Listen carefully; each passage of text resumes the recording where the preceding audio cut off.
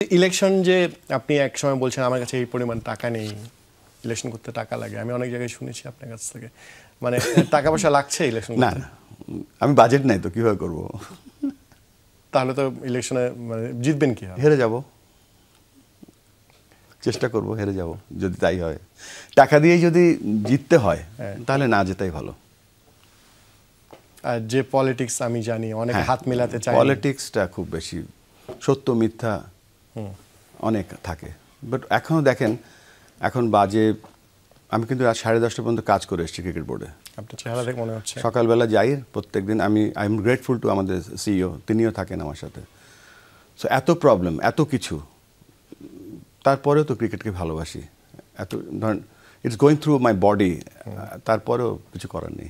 আমরা জানি যে ক্রিকেটারদের মানে ম্যাচে যখন নামে তাদের ফিটনেস ঠিক রাখতে হয়, কিন্তু বলবো আপনাকে 3 মাস আগে যে ফিটনেস দেখছি, মানে এখন অন্তত এই অবস্থায় নেই, ফিটনেস খারাপ হয়ে গেছে, খুব প্রেশার যাচ্ছে আমাদের মেন্টালি। হয়তো যাচ্ছে, তবে এটাও ঠিক যে আমাদের যে অর্গানোগ্রামটা যদি ঠিক হয়ে যায়, আমরা যে কাজটা করছি, হয়তো ইনফ্যাক্ট প্রেসিডেন্টের তো রোল তেমন কিছু নেই অ্যাপার্ট ফ্রম পলিসি মেকিং, আর বিদেশের যে বোর্ডগুলো আছে তাদের সাথে আইসিসির সাথে যোগাযোগ। তো আমরা চেষ্টা করছি ওরকম একটা ওয়ার্ক এনভায়রনমেন্ট তৈরি করতে, যেখানে অর্গানাইজেশনে যারা প্রফেশনাল থাকবে তারাই ক্রিকেট বোর্ডকে রান করবে, তারা ক্রিকেট বোর্ডের ডিরেক্টরদের চ্যালেঞ্জ করবে, তারা বোর্ড পেপার তৈরি করে দেবে বোর্ডের জন্য। সো যেটা যেটা যেটা স্বাভাবিক, এখন যেভাবে চলে সেটা অস্বাভাবিক, তো স্বাভাবিক করার চেষ্টা করছি। কিন্তু যারা অর্গানাইজেশন আপনি তৈরি করলেন, যারা এখন কাজ করছেন, আমরা জানি ক্রিকেট বোর্ডে কম এমপ্লয়ি না, কিন্তু অলমোস্ট বোধহয় 200-এর মতো হবে, মানে তাদের কি হবে? অনেকেই ওইটা নিয়ে অনেকে কথা বলেন, ঠিক যোগ্য ব্যক্তি অনেক জায়গায় নেই, যাদের যখন চাকরি দেয়া হয়েছে, এরকম প্রশ্ন কিন্তু আছে।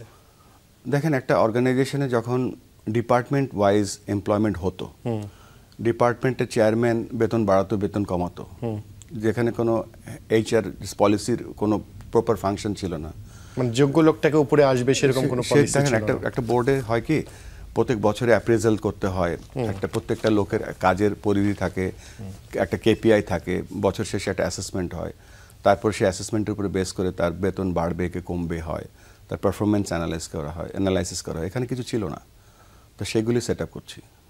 মানে সেটাকে এইচআর পলিসির কথাও বলেন, যে আপনি বলেন যে গেম ডেভেলপমেন্টের কথা বা এডুকেশনের কথা, সেই জায়গায় কিন্তু অনেক প্রশ্ন আছে। আপনি যেহেতু একটা ইন্ডিপেন্ডেন্ট কমিটির রিপোর্ট আপনি পেয়েছেন বিপিএলকে নিয়ে, এখানে অনেক ক্রিকেটারের নাম আসছে, সংগঠকের নাম আসছে, আমরা যতটুকু জানি যে বিসিবির অনেক এমপ্লয়ির নাম আসছে।